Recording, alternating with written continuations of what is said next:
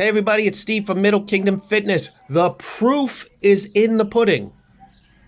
You're probably sick of hearing me talk about the boil on my butt, but it's really affecting the way I train. And this morning, shoulder workout. Okay, so what does that have to do with butt? No problems, right? Well, I didn't think it all the way through. My military press, my first exercise, the heaviest exercise that I do, is seated. I tried it and it did not work out for me. I'm not a fan of a standing military press, so I switched to a front raise. What's the second exercise? Seated lateral raises. Well, that wasn't easy. I just stood up for that one. That was an easy transition. In fact, it was easier to stand up. But again, this is not about getting the easiest exercise in. It's getting the most effective in. So it's not something I will do by choice, but it was a good plan B.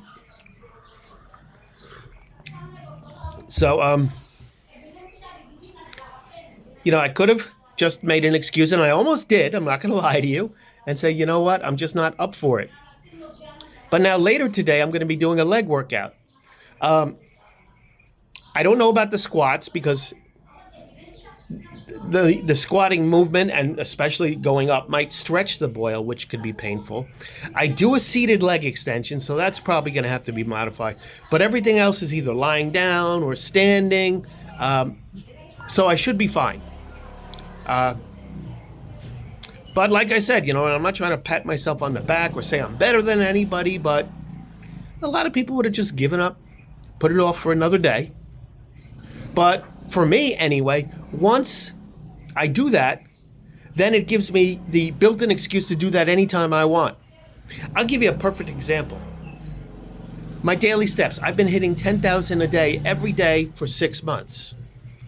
I missed it one day because there was family issues going on and I couldn't do my cardio as planned. And that was about 2 months ago. And ever since then, I haven't hit 10,000 once. Because once that streak is broken, I have nothing to strive for. That's the way my brain works. So my friend was saying, do steps really matter to you? Do numbers really matter to you? In many cases, yeah. Yeah, numbers do matter to me because it gives me a check mark, something to build on, and more importantly, something never to dip below.